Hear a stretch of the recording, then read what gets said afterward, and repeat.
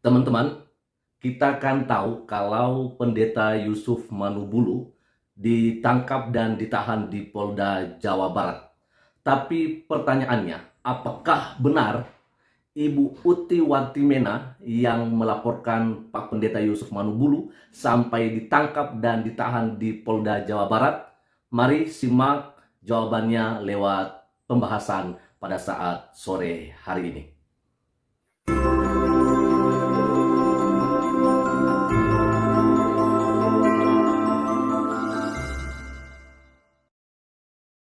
Haleluya, puji Tuhan, Shalom. Selamat sore teman-teman, Bapak Ibu, Saudara-saudari dimanapun Anda berada. Pada kesempatan ini, senang sekali boleh berjumpa dengan Bapak Ibu, Saudara-saudari semua lewat video saya pada kesempatan sore hari ini. Dan yang akan menjadi pembahasan saya pada kesempatan ini adalah apakah benar Ibu Uti Watimena yang melaporkan Pak Pendeta Yusuf Manubulu sehingga ditangkap dan ditahan di Polda Jawa Barat. Nah, tentunya ini adalah sebuah hal yang menarik. Artinya kenapa ya, atau apa alasannya Ibu Uti Watimena melaporkan Pak Pendeta Yusuf Manubulu. Nah, ini dibahas oleh seorang polemikus muslim di channelnya yang saya kurang tahu persis apa namanya, tapi di sini ada dia teman-teman yang saya tuliskan di sini. Ini nama channel yang membahas soal Ibu Uti Watimena bisa jadi adalah orang yang melaporkan Pak Pendeta Yusuf Manubulu. Tapi teman-teman, sebelum kita membahas jauh soal Ibu Uti Watimena, mari kita dengarkan dulu apa yang disampaikan oleh saudara kita polemikus muslim yang membahas soal penangkapan atau penahanan Pak Pendeta Yusuf Manubulu. Dan ini dia. Kenapa Yusuf Manubulu itu adalah seorang pengepul murtadin? Kita ketawain MU nih yuk. Yang mana itu dijadikan dia untuk mencari kemasyhuran dan uang. Assalamualaikum warahmatullahi wabarakatuh. Bertemu lagi dengan Rahasia Alif Channel. Sahabat Iwan Villa, melanjutkan berita kemarin tentang kasusnya Yusuf Manubulu yang disinyalir karena kasus TPPU. TPPU ini bukan tindak pidana pencucian uang ya sahabat, tetapi TPPU ini adalah tanpa perpuluhan pendeta uyeng. Sahabat Iwan Villa, di sini saya akan membuktikan kenapa Yusuf Manubulu itu orangnya puyeng ya, karena memang sudah nggak ada perpuluhan lagi, akhirnya nipu ya. Jadi ada kemungkinan dia itu memang menipu beberapa orang murtadin yang hadir di channelnya. Jadi ada keterangan dua orang ya yang disampaikan di dalam channelnya si sang debitur ini. Dia mengatakan bahwa kalau orang bersaksi, mau bersaksi, itu biasanya dimintai nomor rekening dulu. Nah, nomor rekeningnya itu biasanya nanti ditempelin di videonya Yusuf Manubulu ketika dia live bersama si murtadin yang odong-odong ini. Nah, ketika biasanya nempel nomor rekening di situ, itu biasanya kan dari penonton itu mentransfer donasi ya kepada si pemberi kesaksian. Nah, ternyata si Pendeta Yusuf Manubulu ini tidak menempelkan nomor rekening itu, hanya diminta dan diiming-imingi, hanya menjadi iming-iming. Nah, berikut kesaksian dari satu orang bapak-bapak, Paulus Maripa namanya. Dia mengatakan bahwa dia juga dimintai nomor rekening tapi tidak ada duit yang masuk. Jadi Yusuf Manubulu ini mengambil keuntungan dari situ. Karena apa?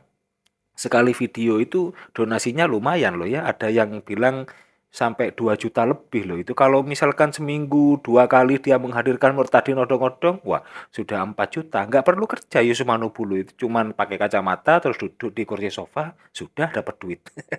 Mari kita dengarkan kesaksiannya.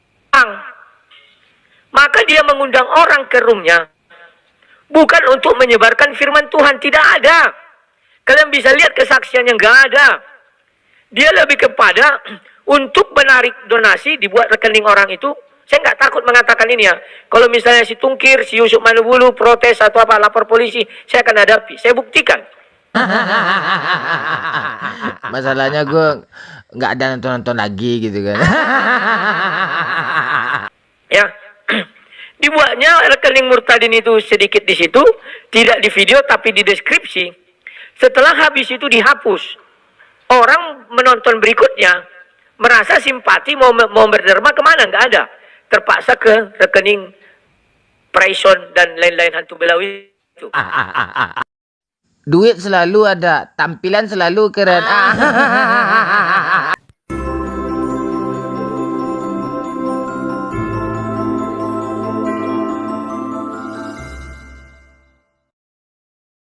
Saya melihat suatu hari di video saya ada channel Pak Manubulu. Di situ ada nomor WA yang bisa dihubungi. Yang mau bersaksi silakan hubungin. Kemudian akhirnya saya hubungi yang mengangkat seorang ibu yang bernama Caroline. Nah, akhirnya kami sepakat udah berapa kali rencana untuk live tapi nggak jadi-jadi. Akhirnya jadi. Terus saya minta nomor rekening. Ada mungkin 2-3 kali ibu itu minta, saya belum kasih supaya jangan saya menganggap bahwa saya mata duitan. Begitu kira-kira. Tapi akhirnya waktu live itu mulai kira-kira 3 menit diulang lagi, diminta lagi. Saya tanya untuk apa? Kemudian mereka bilang untuk ditayangkan, Pak. Akhirnya saya kasih. Dan bersamaan dengan seorang ibu juga yang bernama Deborah, dia juga ambil nomor rekening saya dikasih. Nah, setelah dikasih, tapi nomor rekening saya tidak ditayangkan. Yang ada cuma di bawah, itu pun sebentar langsung hilang. Nah, saya tanya, Bu, tujuannya minta nomor rekening saya itu untuk apa? Beliau bilang untuk ditayangkan. Tapi kenapa tidak ditayangkan, Bu? Saya bilang, oh itu hanya ditaruh di bawah saja. Itu pun sebentar udah dihapus katanya. Mana? Oke, dan jelas sekali teman-temannya. Jadi kita sudah tahu bahwa yang tadi dibahas oleh saudara kita ini adalah soal donasi, ya, soal donasi. Karena katanya ada beberapa murtadin yang bersaksi di channelnya Pak Yusuf Manubulu, ya, dimintakan nomor rekeningnya dengan alasan nanti akan ditayangkan ketika narasumber bersaksi, ya. Tetapi kemudian ketika ditelusuri, rupanya nomor rekening yang diminta itu tidak ditampilkan di layar, tetapi hanya dituliskan di deskripsi video live streaming yang sedang berlangsung pada saat itu, sehingga tidak lama setelah selesainya itu kesaksian disampaikan oleh sang narasumber, dan akhirnya nomor rekening yang tadi dimasukkan atau dituliskan di situ sudah tidak ada lagi, teman-teman, ya. Dan ya, kita sih nggak tahu apakah memang benar ada unsur, ya, atau ada maksud daripada Pak Pendeta Yusuf Manubulu soal ini. Apakah ini adalah sekedar, ya, untuk mencoba menggalang dana agar donasinya tidak lagi masuk ke rekeningnya narasumber, tetapi justru masuk di rekening keluarga Pak Pendeta Yusuf Manubulu. Soal ini kita nggak bisa menebak begitu aja, ya, karena tentunya yang paling tahu adalah Pak Pendeta Yusuf Manubulu, keluarganya, dan Tuhan kita, ya kan. Tapi di sini disinggung soal Ibu Uti Watimenah karena beliau juga sudah pernah bersaksi di sana, ya, dan tentunya beliau juga pernah diminta nomor rekeningnya. Bagaimana? Kita akan coba melihat soal apa yang disampaikan oleh Ibu Uti Watimenah di sini, dan ini dia. Ya, berikut ini adalah Uti Watimenah, di mana dia adalah apologet Kristen, polemikus Kristen. Jangan-jangan si Uti Watimenah inilah yang melaporkan Yusuf Manubulu atas penipuan yang dilakukan oleh Yusuf Manubulu, karena Uti Watimenah ini kan orangnya terkenal, ya, jadi mungkin dia tahu jalurnya bagaimana cara melaporkan si pendeta itu. Ya, ini hanya kemungkinan, saya bilang, saya tidak menuduh Ibu Uti, ya, tetapi bisa jadi, ya, begitu, ya. Mari kita dengarkan kesaksian Bu Uti Watimenah. Itu kan waktu itu, waktu saya diminta kesaksian itu tepat di malam tahun baru gitu kan, Ya. malam-malam itu. Nah di situ diminta diminta, ibu mana nomor rekeningnya gitu. Saya pikir ketika dia menanya mana nomor rekeningnya sama seperti tempat lain yang ini yang taruh gitu nomor rekeningnya yang jujur-jujur aja gitu kan. Lalu ada juga di tempat lain seperti gereja Yosua nggak minta, kayak seingat saya sih nggak minta juga sih. Lalu tetapi dia ini kasih ini, dia langsung kasih 500.000 lah, saya jujur aja dia kasih gitu. Nah saya pikir ya sama aja, minta-minta ya kasih aja gitu. Tapi saya memang ya tujuan saya bukan nyari duit ya, semua tahu lah ya. Tetapi ketika kita diminta rekening kan bayangan kita ya memang kita mau dikasih gitu kan. Siapa sih yang nggak seneng ketika dibilang mana rekeningnya gitu kan? Ya mau dikasih walaupun kita memang nggak berharap. Itu udah naluri manusia, nggak bisa disalah-salahin gitu kan. Ya sudah saya kasih gitu. Nah habis kesaksian terus sehari 2 hari ya saya biasa-biasa aja. Lalu udah seberapa ini loh kok saya baru ingat, oh iya kemarin kan minta ini, saya lihat kan pergerakan saya yang nonton itu 10.000 naik lagi, saya bilang banyak sekali, puji Tuhan banyak yang nonton gitu. Tapi saya berpikir kalau nggak salah kemarin kayaknya kan dimintain rekening saya gitu kan, loh oh iya ya kok nggak ada yang ngirim gitu ya. Soalnya saya waktu itu di tempatnya Pak Perianto itu nggak sampai 10.000 yang nonton gitu kan. Tapi saya ada yang ngirim gitu, ada yang terberkati dapat 2 juta gitu kan. Nah gitu, jadi saya jadi berpikir gitu. Oh akhirnya saya lihat itunya deskripsinya, loh kok nggak ada? Saya bilang gitu loh. Kemarin kan perasaan dia minta rekening gitu. Terus saya lihat loh, ini nomor siapa gitu. Akhirnya kan saya jadi penasaran, lalu ngapain? Sama seperti Pak Yusuf itu, lalu ngapain dia minta rekening gitu kan? Kalau nggak ada ya bilang aja nggak ada gitu kan. Ngapain gitu kan? Gitu. Jadi akhirnya saya telepon aja gitu, saya nggak lupa ingat saya telepon atau saya WA gitu ya. Saya bilang, ibu ini perasaan waktu itu minta rekening kok saya lihat saya nggak ada bu gitu kan.